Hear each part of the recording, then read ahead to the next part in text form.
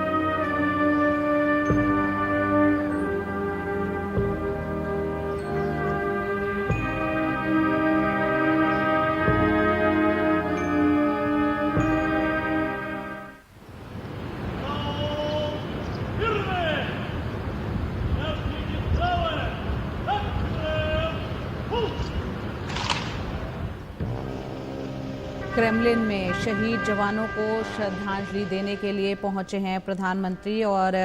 Kremlin में ही बताया जा रहा है कि जो दोनों नेता हैं उनके बीच में वार्ता भी होगी और उसके बाद 2:30 बजे अब से कुछ देर बाद प्रधानमंत्री मोदी और रूस के राष्ट्रपति व्लादिमीर पुतिन के बीच वार्ता होनी है और इसके बाद दोपहर 3:30 बजे का भारतीय समय अनुसार वो वक्त होगा जब प्रतिनिधिमंडल स्तर की वार्ता भी होगी।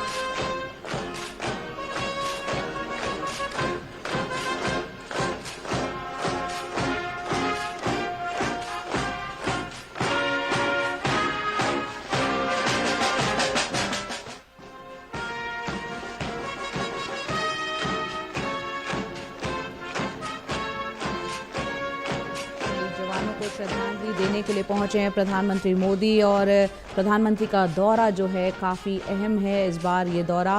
और पीएम मोदी और रूसी राष्ट्रपति व्लादिमीर पुतिन के बीच जो द्विपक्षीय वार्ता होनी है माना जा रहा है उसके एजेंडे के बारे में अगर बात की जाए तो द्विपक्षीय संबंधों को उसमें बढ़ावा देने पर बातचीत होगी। इसके अलावा व्यापार और आयात निर्यात पर भी काफ़ी जोर रहेगा और साथ ही जैसा कि सूत्रों के हवाले से भी ये खबर है कि प्रधानमंत्री और रूसी राष्ट्रपति के बीच जो कल मुलाकात हुई है उसमें रूस में फंसे हुए जो भारतीय हैं उनका मुद्दा भी उठा है।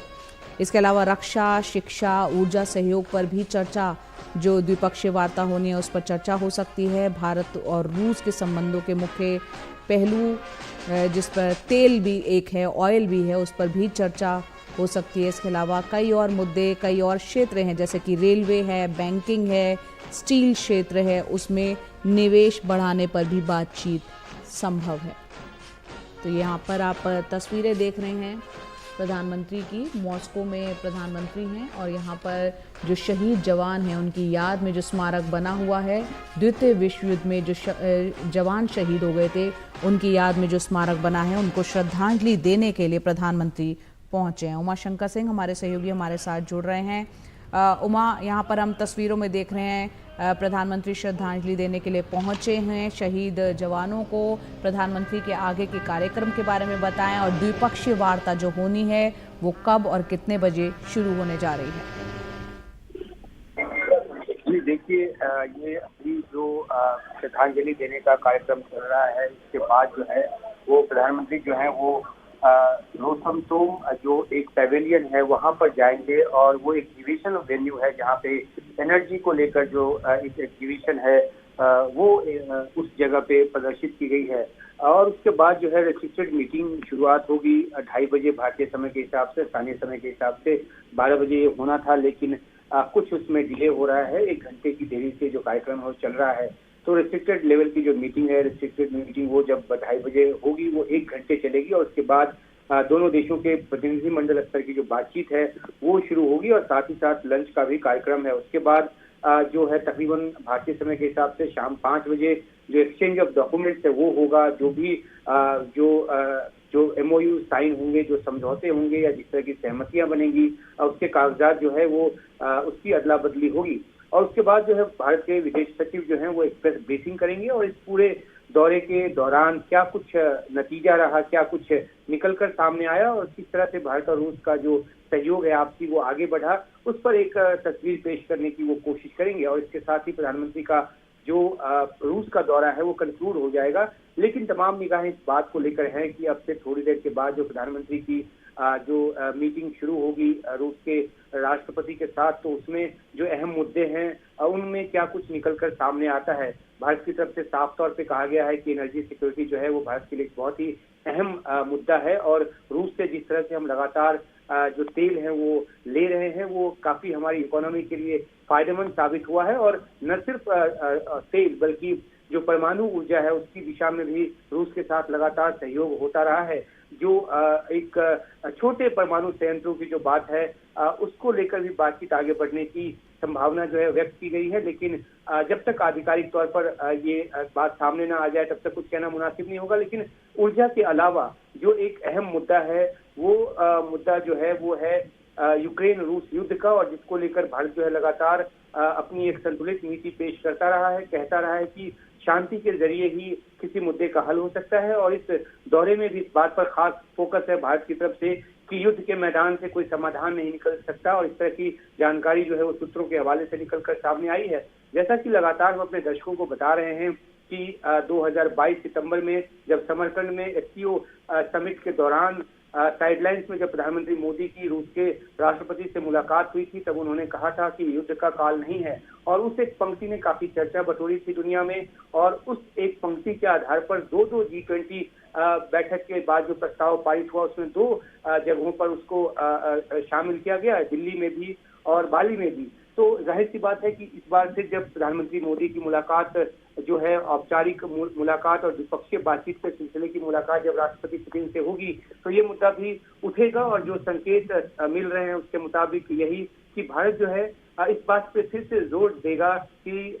शांति स्थापना कितनी जरूरी है, इसलिए क्योंकि दुनिया की अर्थव्यवस्था जो है वो प्रभावित हो रही है, उस पर बुरा असर पड़ रहा है। ग्लोबल साउथ की जो अपनी चिंताएं हैं, अफ्रीकी देशों तक अनाज जो है वो नहीं पहुंच पा रहा है, चाहे यूक्रेन से चलकर पहुंचने वाला अनाज हो या फिर रूस से जो अनाज या उर्वरक की जो निर्यात होता है ये सब बाधित है। तो जब तक दोनों पक्ष मिलकर बैठकर बातचीत करके शांति स्थापना नहीं करेंगे तब तक अर्थव्यवस्था पर बुरा असर जो है वो पड़ता रहेगा और दुनिया के एक हिस्से को अनाज का जो संकट है वो बना रहेगा। तो जो द्विपक्षीय मुद्दे हैं, जो क्षेत्रीय मुद्दे हैं और जो वैश्विक मुद्दे हैं, उन सब मुद्दों पर जो बातचीत है वो होनी है, और इसलिए ये जो दौरा है काफी अहम माना जा रहा है। तो अब जो ये जो अभी दृश्य हम अपने दर्शकों को दिखा रहे हैं कि किस तरीके से प्रधानमंत्री मोदी जो है वो श्रद्धा सुमन जो है अर्पित कर रहे हैं द्वितीय विश्व युद्ध के दौरान रूस के मारे गए सैनिकों के स्मारक पर। और ये एक रिचुअल है, वहाँ पे जो भी जो राष्ट्राध्यक्ष जाते हैं, जो भी